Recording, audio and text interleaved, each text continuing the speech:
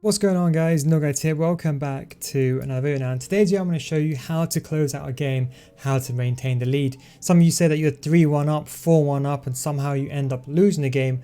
Well, I'm going to show you how to do it. This is a perfect example of a very, I will say, a try hard, passes the ball backwards, so you finally go 1-0 ahead. Now truthfully speaking, the first thing is you want to put everything on balanced, not possession. I would say use something like 3 depth and have everyone on comeback and offense, because that's the first thing. When you're winning, there's no need to go forward anymore. So play like something like a 4-2-3-1. Play, I would say, a bit defensive. As I said, we're going to get off we're going to get off long ball as well, because you don't need to. The second thing is to use the co-op camera angle as well.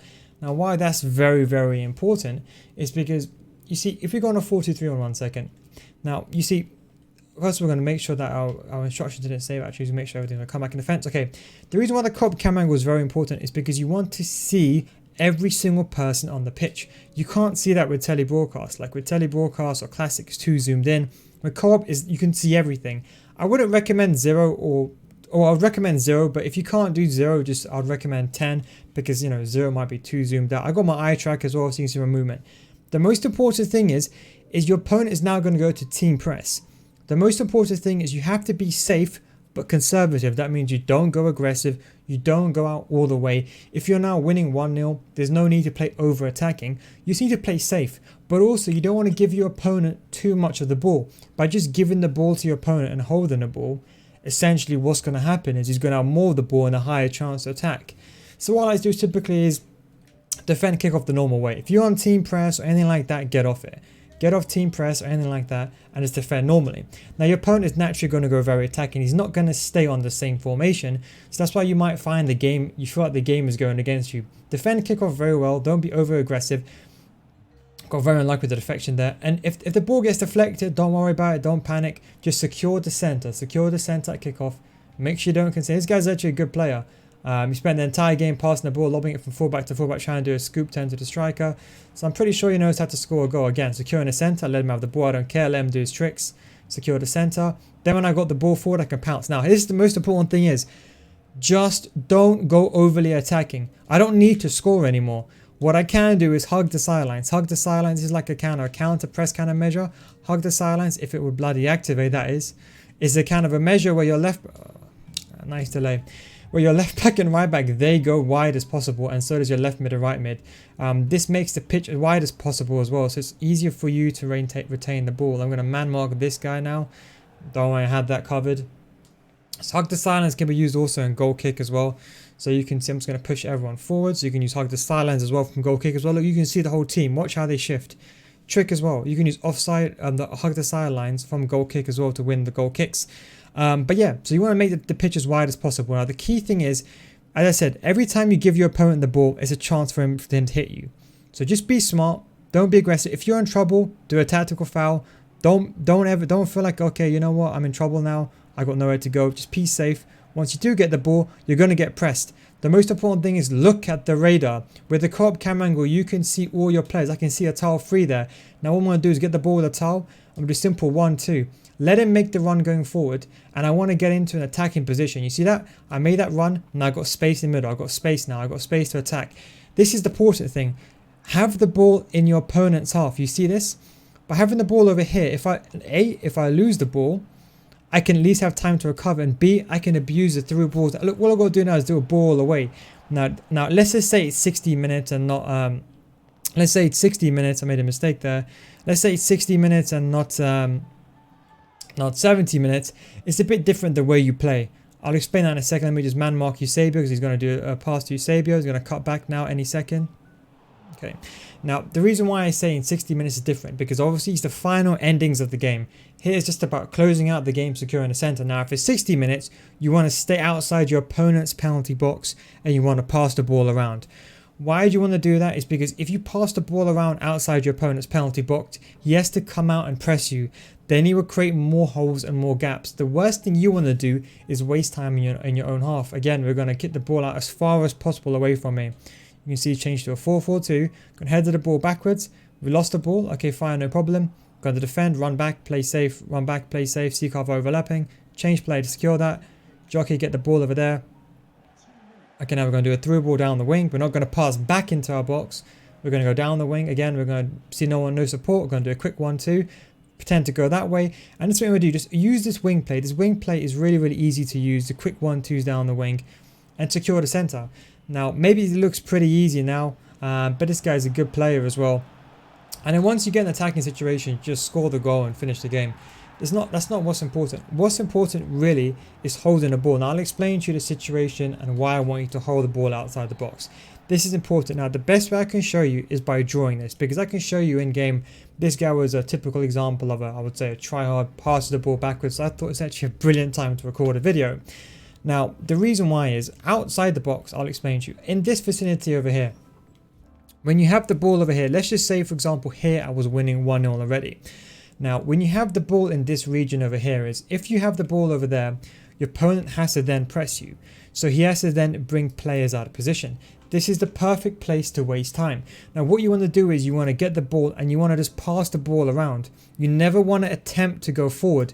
Never. The only time and the only exception you go forward is if there is a clear gap. Now, you see, if you hold the ball and you pass the ball around like this outside your opponent's box, your opponent has no choice but to press you. Now obviously as you get better at the game, don't think I'm saying waste time outside the box. I'm saying try to actively looking for attack opportunity now, but just by passing the ball around, your opponent will make a mistake. He will drag players out of position, and when he does that, for example, you can see over here, look, I just passed the ball over there to my CDM, then I passed the ball upwards, and eventually he's going to have to try to man mark. So every single time the pass is being made, he's going to have to try to man mark the striking position. So like here, I'm going to try to man mark these strikers. He's going to defend that very well. And I make the pass again. But you see, the more passes I make, the more mistakes I'll make. Then once he makes one mistake, then you pounce. But you see, if he doesn't make a mistake and he doesn't drag a player out of position, then you're fine. Don't forget, you always have these left backs and right backs as well. So if, for example, he's running towards you and there's no one to pass to over here, you could always go dribble backwards and pass the ball to your left back and restart the attack again. This is the place to waste time. You don't want to waste time inside your own box, because this is what I see everyone doing. You see, if you waste time inside your box, for example, like over here, if you waste time like over here and your opponent is pressing you and your opponent presses you all the way, if you lose the ball here, then your opponent could pick up the ball over here and then make one simple pass, and he can basically increase his chance of scoring by tenfold. But if you have the ball on the opposite side, let's say at least if you lose the ball over here, you got space to recover. And that's why I say again, have your players on comeback and offense. You know, the best way to hold out a lead is to use hug the sidelines, and the most important thing is to play passively. What I mean by that is you don't take a risk. If you're winning, you don't make a risky pass. I'll go over the end of the play. We're going to see this goal towards the end. The most important thing is to play the safe options. See, what I see many players do is they make a mistake. They make a no-look pass. They make a risky pass. If there isn't a pass available, just literally lob the ball out. There is no need to hold the ball. I'll give you an example, right? So I'm going to let this play on. There's a little tip, should I say. So you can actually watch the final highlight, press R3, and you can see. So as you can see over here, I got the ball, right? I'm defending like this, as you can see. We're actually going to go back all the way, actually, right? So you can see the situation over here. So what it is when I get the ball over here, right? I'm defending, right? When I'm defending, I tried to bring him down here, made a mistake there, shouldn't have done that. And I got the ball. Now you see, once I make the pass over here, you're going to get pressed. There isn't going to be passing options. So making a pass like this is extremely risky. Like this, like that. See how I did like that? Because he'll get the ball, and and if he gets the ball over there with Eusebio and he won that ball, then he could very easily go towards the middle. So what do you do there? Well, very simply, just lob the ball. If you're in trouble, just lob the ball away. Now I knew that was going to go in time, but watch. When I get the ball, Robertson, watch. I don't panic. I let him come towards me. Watch. My players on Co-op. Remember I said on Co-op I could see a towel. You can't see it on tele broadcast, but with Co-op you can see a towel here. So when you have the ball, just be patient. You could see, and then when they come near to, just keep running into the space. See, look, just run into the space, and then when they come near towards you, as you can see over here with Awa, with team press, as you can see, this is not him pressing. He didn't manually press this. This is team press, letting 3 players come upon me. Then you make the pass away, like so. Then once you have the ball over here, you know you can't go forward. Because if you try to go forward, there's a potential chance you can lose the ball. So you get the ball, your lam and your ram, and you do a 1-2 backwards. Always do a 1-2. Look for one of your players. Or if you can't, do a 1-2. And as you can see, Atal makes that run down the wing. Then when Atal makes that run, all you have to do then is find him. Now the good thing is when Atal makes that run, he can only select one player at one time. Because he can only select one player, he has to run back and defend Atal's run. Because if he doesn't run back with his left back, then Atal's just going to go clean through. Do you see that? So the benefit here is by doing the 1-2 backwards, you relieve pressure because then he has no choice and he is forced to use his right back and then, or his left back in this case, and mark my ram Atal. So what I'm doing is I'm forcing him in a situation where he can no longer press me. See, this is team press. Otherwise, if I never did that 1-2, let's just say I made a regular pass back to Semedo, he can then close me out with Aouar. You see that? Or Firmino, whoever that is. But the key thing is, because I did a 1-2 backwards, Atal made the run.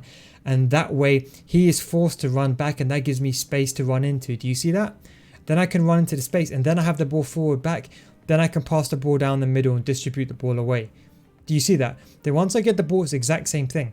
I play safe. Again, when I get the ball, I don't make a risky pass. I run away from him. Watch, I take a touch away from him. See that? I take a touch away. I'm in trouble. I do a ball roll. I play safe.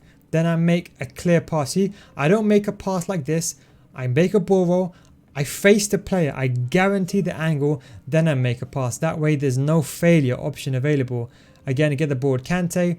I make a pass. See, I'm not making any risk again. I get the ball over here with Cecina. Again, if I do a pass backwards normally, then he can just press me with this player. But because I do a 1-2 backwards, I force him now to either man mark that run. He doesn't man mark that run. He makes a grave mistake. Then Cecina is completely free down the wing. Do you see? The whole idea is you just want to hold the ball. Now, I shouldn't have gone back with it. That was a mistake. I didn't mean to do that. But you see, the whole idea is, and then realistically here I should have gone into the corner, but just to give you an example, the whole idea is you want to create these movements down the wing. Now sometimes you might make a risky pass like this, just don't do it. If you're in trouble, literally just go into the corner flag like over here and hold L2. That's it, simple, towards 80 minutes. But around 60 minutes, when you get the ball down the wing with Cecina over here, what you want to do is you want to do a fake shot stop, and then what you can do is you can call your right back forward using the R1 button or the RB button and call the player short. And then he will come short in front of this guy, and then you can pass the ball back to the CDMs, and as I said, you can hold the ball outside your opponent's box. But the most important thing is you don't make mistakes, don't panic, don't rush. You know, if he does get the ball, just secure it. Like I said, he had the ball over here. I knew what he was going to do. He was going to pass the ball to Eusebio. I man marked Eusebio, and then I secured the center.